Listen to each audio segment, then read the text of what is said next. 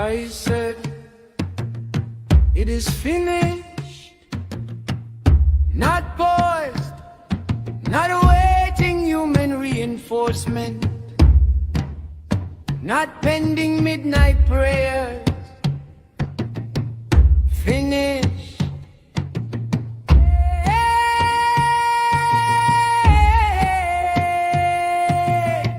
If the cross settled everything, then explain the madness that followed. This is exposing religious lies, not against Christ, but against what was built after his death.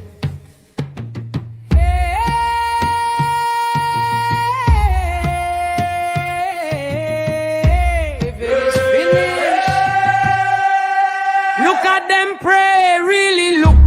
Sweating like fighters before a clash, shouting like volume creates truth themes. Swollen faces, tight jaws locked, hands clenched into fists, not lifted in understanding. Bodies shaking like soldiers drilled for combat, not reflection.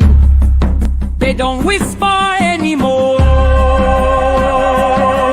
they attack. They say it openly now, proudly now. This is spiritual war.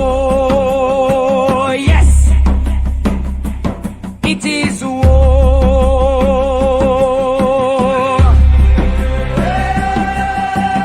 Every evil hand pointing at my destiny with a sitting on my blessings fall and die. Every voice speaking against my name in the spirit be silenced. Any power assigned to delay my progress scattered by fire. Every covenant working against me break violence. Any spiritual husband or wife blaming me die. Every shadow following my destiny disappear. Anyone drinking my blood in the spirit vomit it. Holy Ghost fire. Not the high place is named in the verse. Not the powers that script obedience. Not the authorities that define guilt, purity and destiny. The war turns inward, they are at war with their lineage. Africans screaming at the sky, binding their own blood as if it were the enemy, casting out their own roots as if origin were corruption, rebuking the dead who cannot answer back. Now listen to the prayers, one by one. Every ancestor spirit trouble in my life die. As if grandparents are cosmic enemies, I bind every foundational power from my bloodline.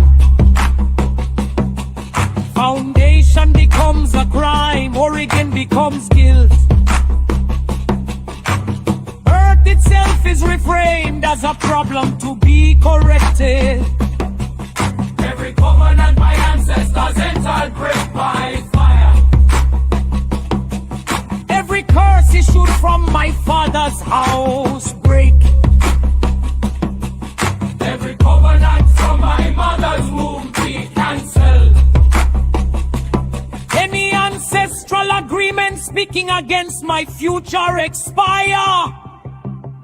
Every bloodline spirit resisting my breakthrough die. Foundational powers manipulating my destiny be uprooted. Fear enforced through invisible paperwork. Every altar in my father's house scatter. The home becomes hostile territory. The family becomes a battlefield. A longing is recorded as bondage. Every bloodline demon be cast out. Blood itself is demonized. My orgy becomes spiritual contamination.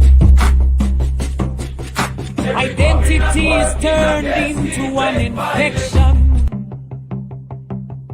Every principality assigned to my family lose authority. Any rule that grant is enforcing limitations in my life. Oh, spiritual wickedness operating through my lineage be destroyed. Every throne fighting my rising collapse. Any power sitting in high places against me scatter. This is where principalities are reassigned. Ancestors are promoted into powers of darkness. Lineage is elevated into rulers of evil. Culture is recorded as spiritual wickedness.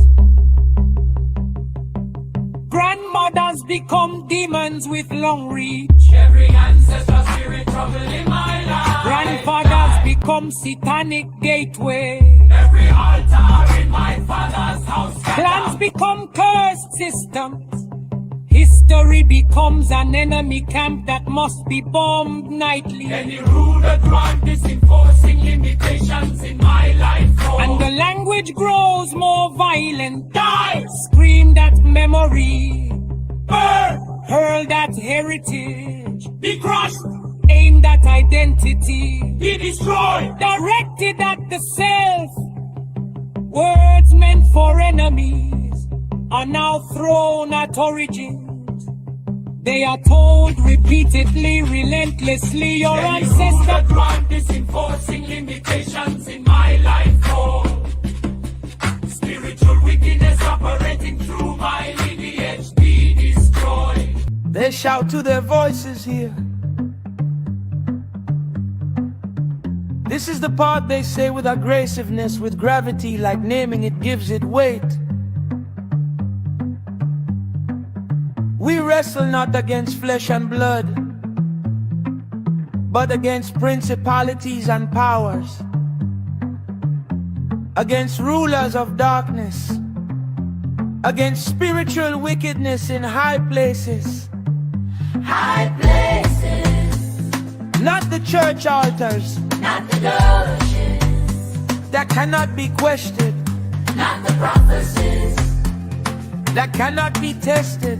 High places, So let's ask carefully, honestly, without shouting. If the wickedness is in high places, why do your prayers always land on the powerless? If the enemy is a principality, why does it never look like manipulative altars, empires, thrones, pulpits, religious hierarchies, colonial structures, doctrine built on fear? Listen to the actual content of the doctrine as it appears in prayer. Every arrow fired against me backfire. Any power assigned to my destiny scatter.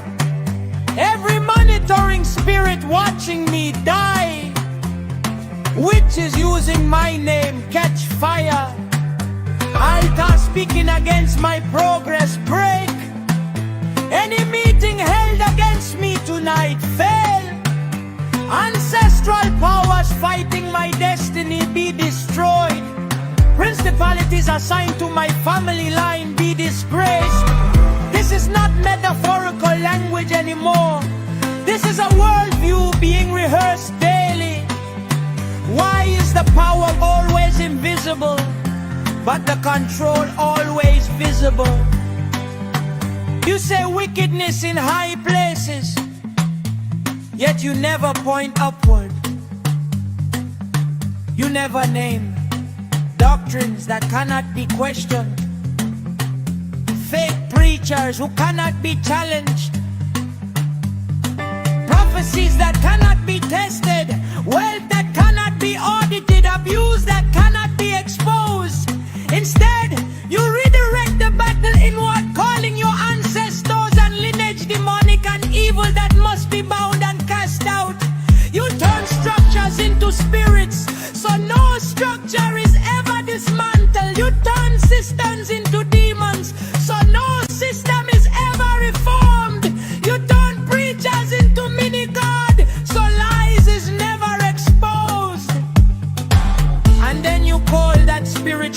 warfare. But listen to the madness. You are praying against. You are praying against wickedness in high places while kneeling beneath it and calling it anointed. The verse was never meant to erase responsibility. It was meant to locate it. Because if wickedness is in high places, then the question is none, which demon? The question is, who benefits? Who control access to God? Who profits from fear? Who decides who is clean and who is cursed? And here Matthew 11:12 returns, quietly and comfortably. The kingdom of heaven suffereth violence, and the violent take it by force. Violence does not always use weapons. Sometimes it uses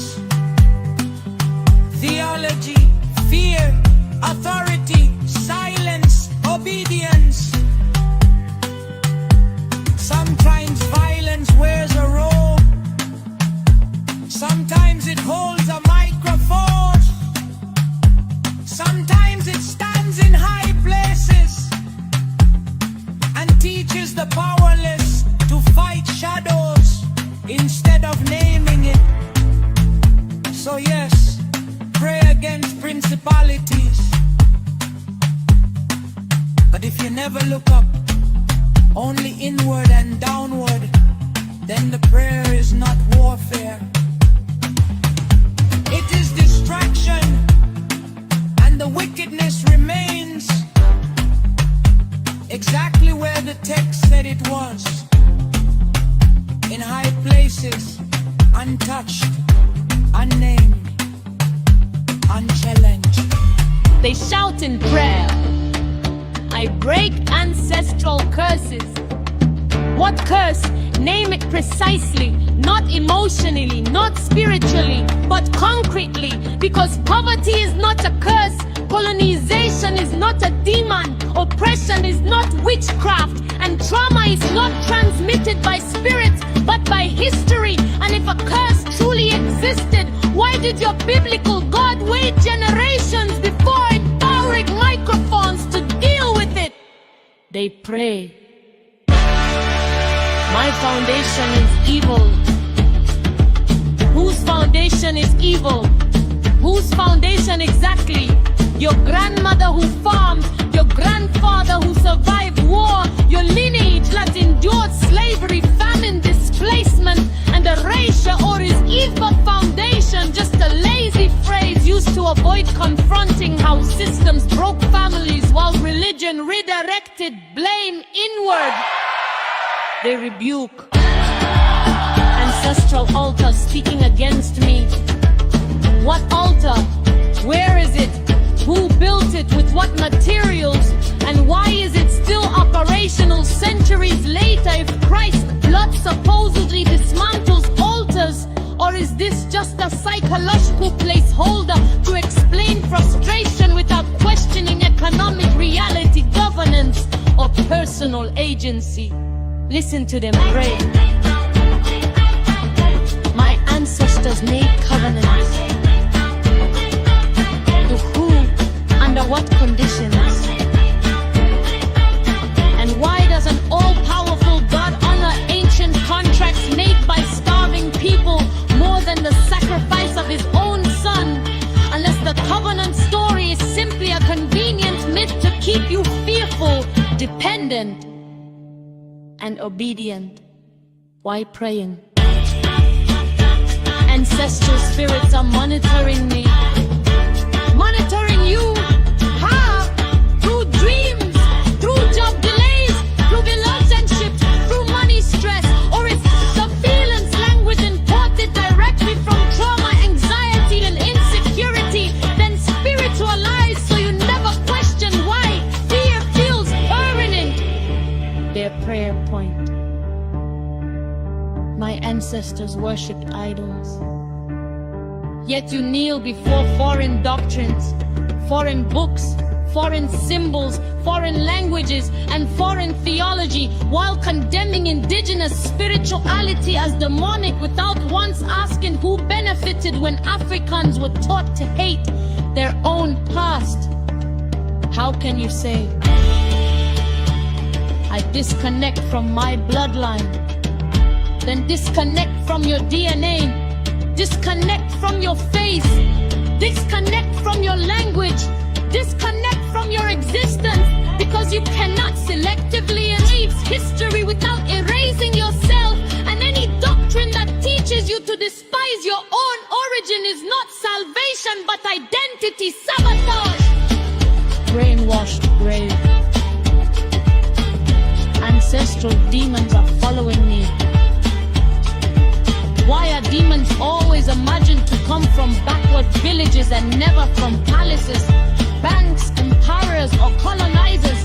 And why do they only appear where power, distress, and instability already exist? Unless demons are being used as a distraction from structural violence. Lost souls pray. My family line is satanic. Then what does that make you? Because you are the product of that line, and if Satan truly authored your blood, then your God failed at prevention, failed at protection, and failed at justice long before you learned to sabotage. Prayer of the lost soul. I renounce ancestral names, names that carry identity, memory, resistance, and survival, while you proudly carry imported religious names without asking who renamed your people, and why renaming always accompanies domination. They pray. I reject ancestral influence. Yet you accept colonial theology without resistance, foreign moral frameworks without scrutiny, and doctrines that teach you to fear your own roots while trusting strangers who never lived your reality. They say, my ancestors opened doors. Doors to what exact is full of a reproduction, culture, continuity, because without those doors you would not exist to rebuke anything. And if those doors truly led to destruction, explain how entire bloodlines persisted long before your prayer points were invented. You pray. Ancestral powers are fighting my destiny, as if your destiny were not shaped more by economy, education, policy, corruption, exploitation than by third writers, and urgent blaming the past is easier than confronting the present.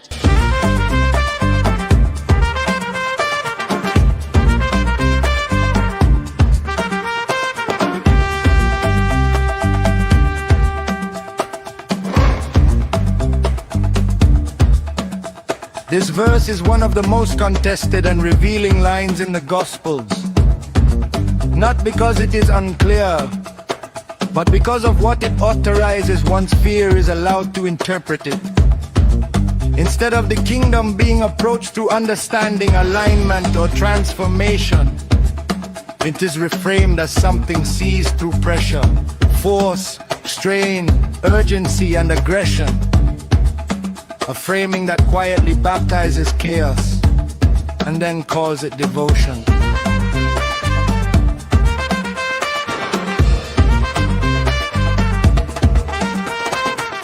Once violence is normalized in language, it does not remain symbolic. It migrates into posture, tone, behavior, and psychology, until prayer itself is no longer communication or reflection, but a stress ritual marked by shouting, sweating, shaking, contorting, collapsing, and emotional overload, all justified by the assumption that heaven only responds to intensity, and that ours ever gets spiritual negligence.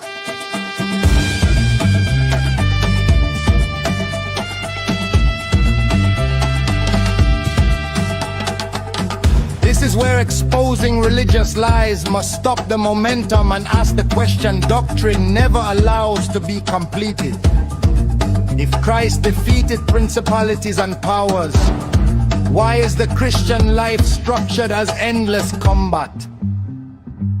If victory was announced, why was war rebuilt as identity?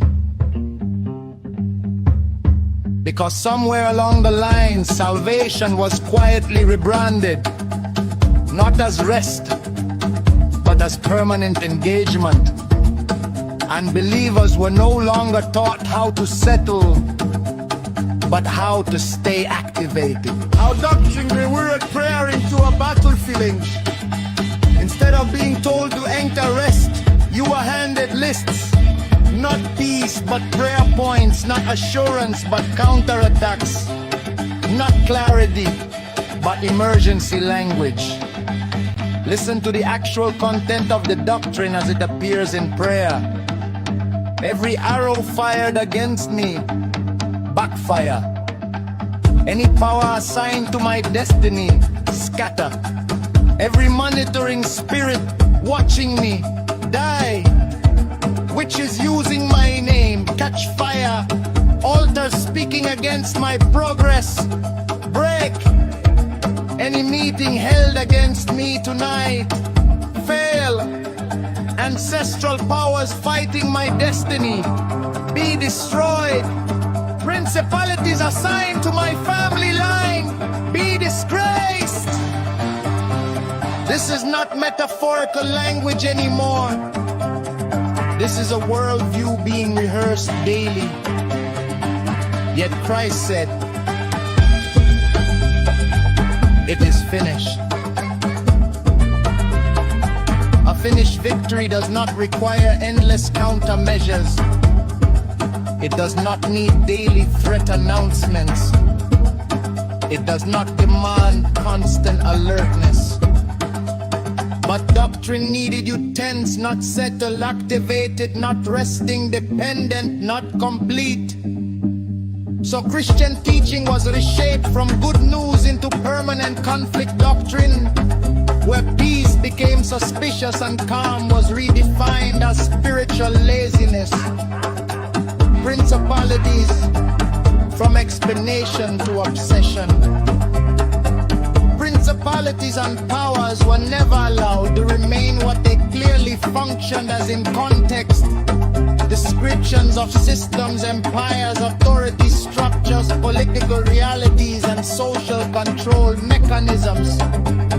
Doctrine transformed them into ranked demons, territorial spirit, invisible governments, spiritual task forces, cosmic administrators of misfortune. Suddenly doctrine taught that your city has rulers, your job has spirits, your office has demons, your street has watchers, your bloodline has enemies. This is no longer theology. This is paranoia with hierarchy. And once fear is systematized, it becomes believable. And once it becomes believable, it becomes sustainable. What prayer point warfare actually produces? A believer shaped by this doctrine.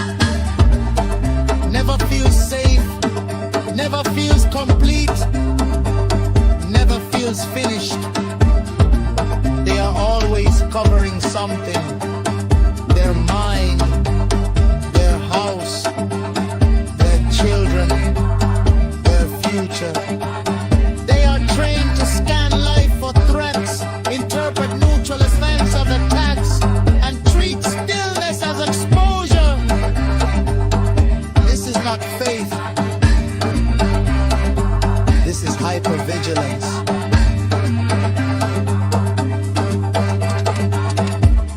Hypervigilance burns out the nervous system, fractures us ancient, and creates people who are exhausted but convinced their exhaustion is proof of obedience.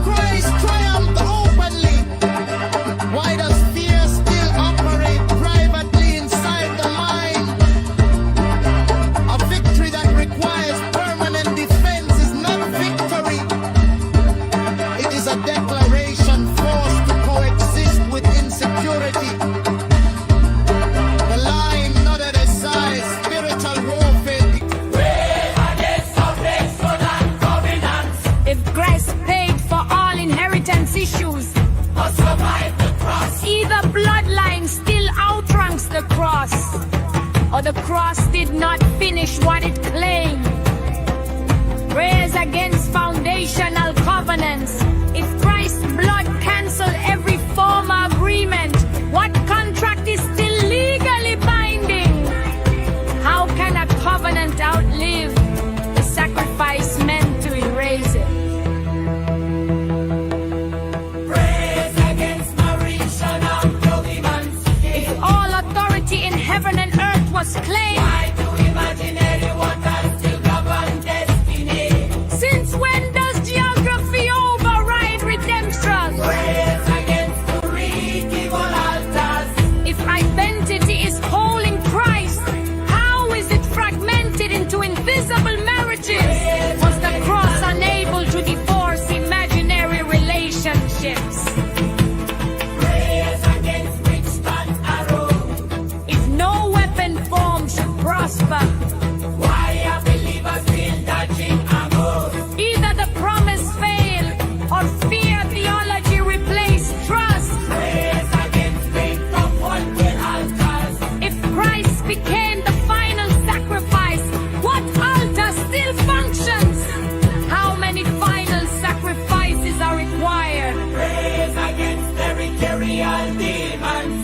If Christ claimed all authority everywhere, Territory is gated. what demon held land? Christ supposedly conquered.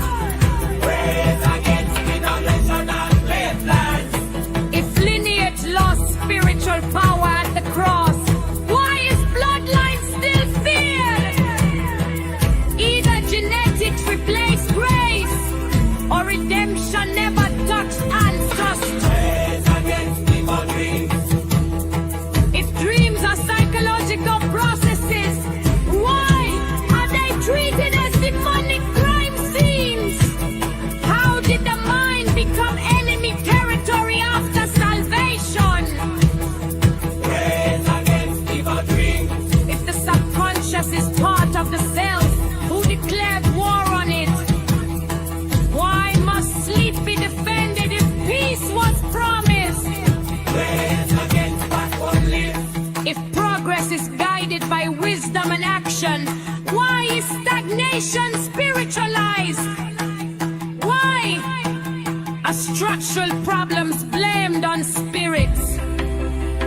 Prayers against selling spiritual husbands and wives. If Christ restores identity, why is identity fragmented after salvation? Praise against disciple-bonding. Destiny is secured. Who is hijacking it? How fragile is destiny if it requires daily defense? Praise against destiny killers. If life is guarded by divine purpose,